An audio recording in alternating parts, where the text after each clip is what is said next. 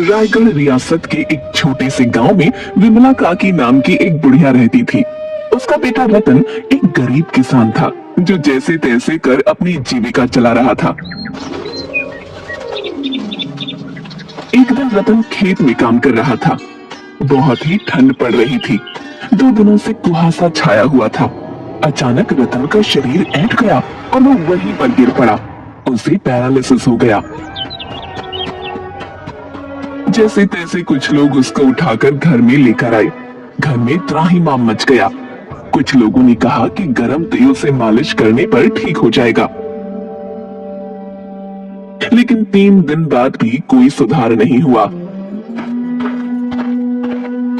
सुनो जी, आज तुम्हें बेड पर पड़े हुए 3 दिन हो गए, लेकिन अभी तक तुम ठीक नहीं हुए हो। दिनों दिन शरीर गिरता ही जा रहा है। क्यों ना शहर में जाकर डॉक्टर से दिखवा लिया जाए। तुम तो जानते हो सुनीता, अपने पास डॉक्टर से दिखाने के लिए पैसे है नहीं। अब लगता है कि यह बीमारी मेरी जान लेकर ही जाएगी। ऐसा क्यों कहते हो जी? तुम्हारे बाद हमारा क्या होगा? तभी वहाँ विमला काकी आती है। क्या बात है बहू, क्या हुआ? क्यों रो रही है सुबह सुबह? देखिए ना माँ जी, कैसी बहकी बहकी बातें कर रहे हैं।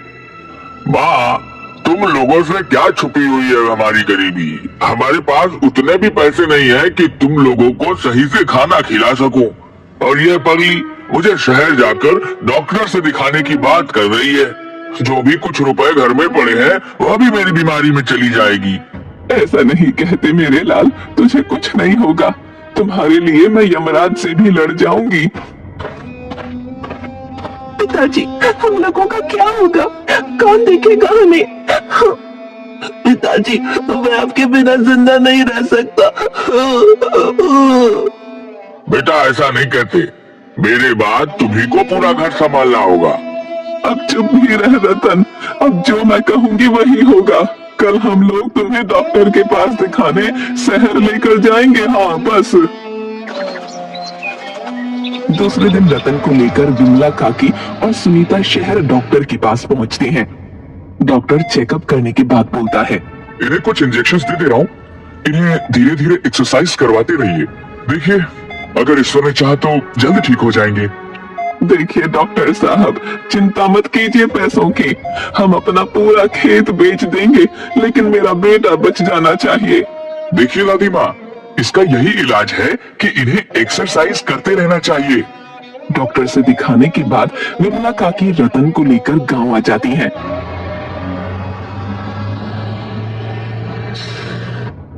दिन प्रतिदिन रतन की हालत खराब होती जा रही थी।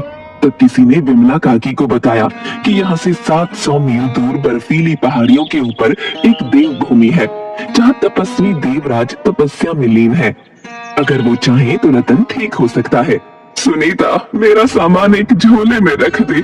अपने बेटे को बचाने के लिए मैं तपस्वी देवराज के पास जाऊंगी।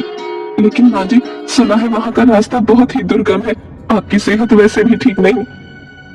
दादी, मैं आपके साथ जाऊंगा देवभूमि में, अपने पिताजी को बचा कर लाऊंगा।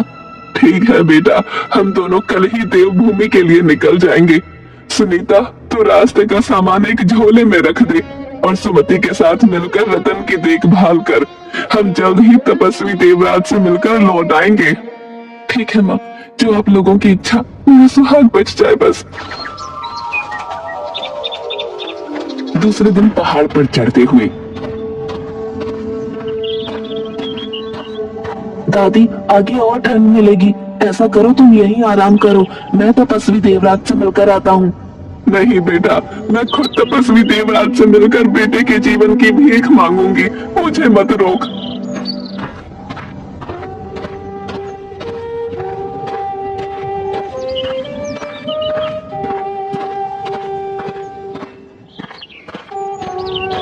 दोनों 8 घंटे लगातार चलने के बाद तपस्वी देवराज के पास पहुंचते हैं। दादी, वो देखो, बर्फ की शिला पर तपस्वी देवराज। अरे हाँ, देखो तो, उनके चेहरे की आभा को देखकर सारी थकान दूर हो गई। तभी विमला काकी का पैर फिसला और वो बर्फ में धंसने लगी।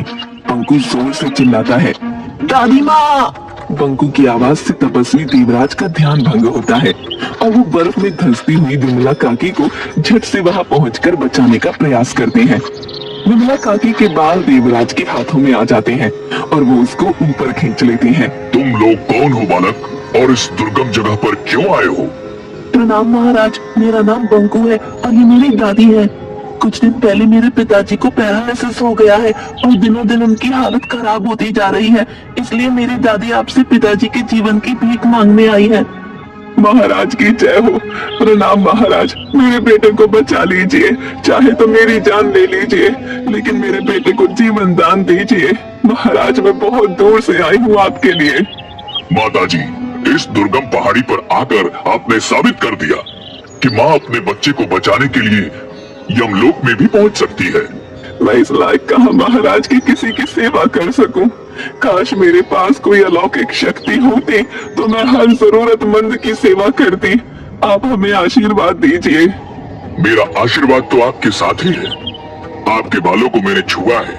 यह बाल जिस आदमी के ऊपर अपने से जाकर गिरेगा उसकी सारी समस्या दूर हो जाएगी, लेकिन कोई गलत तरीके से आपके बालों का उपयोग करेगा तो उसके साथ और बुरा होगा। तपस्वी देवराज के इतना कहने के साथ ही विमला काकी के सारे सफेद बाल तरह तरह के रंगीन बालों में बदल जाते हैं। बंकू और विमला काकी दोनों तपस्वी देवराज को प्रणाम कर वहां से अपने घर चले आते हैं।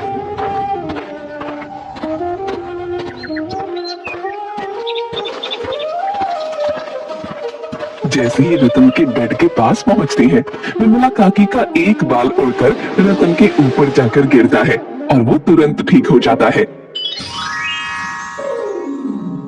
अरे माँ, ये देखो, मैं तो बिल्कुल ठीक हो गया। सुनीता, देखो मैं खड़ा हो सकता हूँ, मैं चल सकता हूँ, मैं दौड़ भी सकता हूँ। अरे ये तो चमत्कार हो गया। हे भगवान, तेरा लाख लाख शुक्र है। माँ जी, सचमुच कमाल हो गया, हमारे अच्छे दिन फिर लौट आए। ये सब तपस्वी देवराज की महिमा है। सुमति, जा जाकर कुछ मीठा बना। जी दादी माँ, अभी बनाकर लाई। पर आपके बाल रंग बिरंगे कैसे हो गए? वो तपस्वी देवराज के हाथों का आशीर्वाद है। दादी जब ग्लेशियर में जाकर धंस रही थी, तभी अचानक तपस्वी देवराज के हाथों ने धंसती हुई दादी माँ के बालों को पकड़ लिया और दादी माँ को बचा लिया। उन्हीं के आशीर्वाद से दादी माँ के बालों में दैविक शक्तियाँ आ गई हैं। तभी विमला काकी का एक बाल उड़कर सुमति के चेहरे से टकराता है। माँ, हमारे पास खाने को कुछ नहीं है, मैं क्या बनाऊं? देख, कुछ शक्कर डब्बे में पड़ी होगी, कुएं से एक बाल्टी पानी लाकर शक्कर का घोल ही सभी को पिला दे। हे भगवान, जिस तरह पिताजी को तुमने भला चंगा कर दिया, उसी तरह हमारी दरिद्रता को भी दूर भगा दो। सुमति ने जैसे ही कुएं में बाल्टी को डाला और रस्सी से उसे ऊपर खींचा, तो उसमें पानी के साथ साथ सोने चांदी के सिक्के भी आ गए, जिसे देखकर सुमति चिल्लाई, माँ, पिताजी, देखो कुएं में से क्या निकला।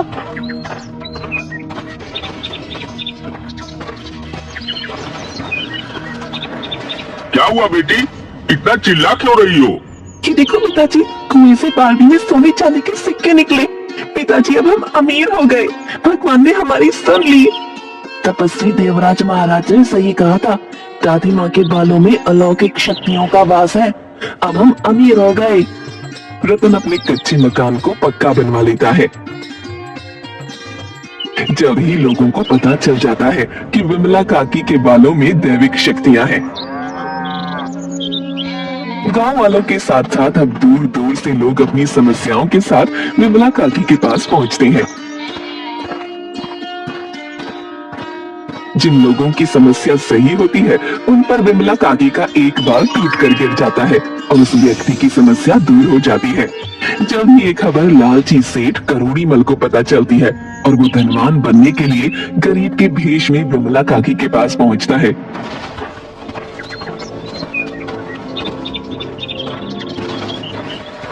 दादी माँ, मैं बहुत ही गरीब आदमी हूँ।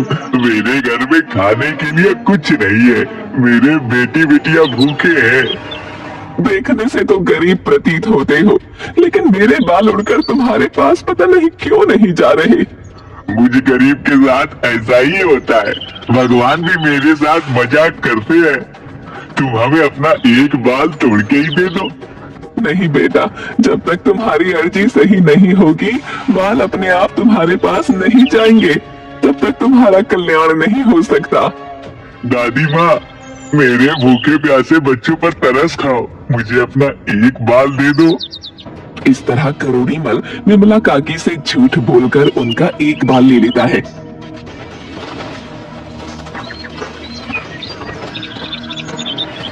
लेकिन जैसे ही वो अपने घर पहुंचता है, उस बाल के नकारात्मक प्रभाव से उसके घर में आग लग जाती है और सारी संपत्ति जलकर खाक हो जाती है। वो रोड पर आ जाता है। उधर डाकुओं के सरदार चंपत सिंह के अड्डे पर। सरदार, सुना है रायगढ़ रियासत के एक गांव में विमला काकी के बाल में जादुई शक्तियां हैं। अगर वह बाल हम लोगों को मिल जाए तो हम लोग धरती के सबसे अमीर और ताकतवर आदमी हो जाएंगे। तो ठीक है, हम कल ही उस गांव पर धावा बोलकर उस बुढ़िया के सारे बाल को काट कर ले आएंगे। दूसरे दिन चंपत सिंह अपने दल बल के साथ विमला काकी के घर पर धावा बोल देता है। ए बुढ़िया, चुपचाप अपना सारा बाल हमें दे दे, इसी में तेरी भलाई है, नहीं तो तुम्हारे साथ साथ तुम्हारे पूरे परिवार को गोलियों से उड़ा दूंगा। देख बुढ़ी, सरदार को तू नहीं जानती, इसके नाम से सारा इलाका खाली हो जाता है। चुपचाप अपने बाल को कटवा ले, नहीं तो तेरा खानदान तुम्हारे सामने ही साफ हो जाएगा। अरे ओ जगीरा, बड़े ही रंग बिरंगे बाल है रे बुढ़िया के, 2-4 बाल तोड़कर लाना तो जरा, देखो क्या खास है इन बालों में। जगीरा आगे बढ़कर विमला काकी के 2-4 बाल तोड़कर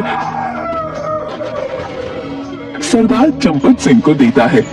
चंपत सिंह के हाथों में जैसे ही बाल आते हैं, उसे और उसके दल के डाकुओं को दस्त शुरू हो जाते हैं। अरे भाई, ये मेरे पेट में ये क्या हो रहा है? हटो मेरे आगे से। हाय हाय, मेरा तो काम धोती में ही हो गया लगता है। वो गांव के खेतों में दौड़कर भागते हैं। उसी समय पुलिस वहां पहुंचकर उन डाकुओं को गिरफ्तार कर लेती है। अरे सबको धर पकड़ो ससुरों को, कोई भागने न पाए। बस थानेदार साहब, थोड़ी देर की मोहलत दे दीजिए। अब कोई मोहलत नहीं मिलेगी, सबकी धोती पीली करवाऊंगा। डालो इन्हें जिप्सी में।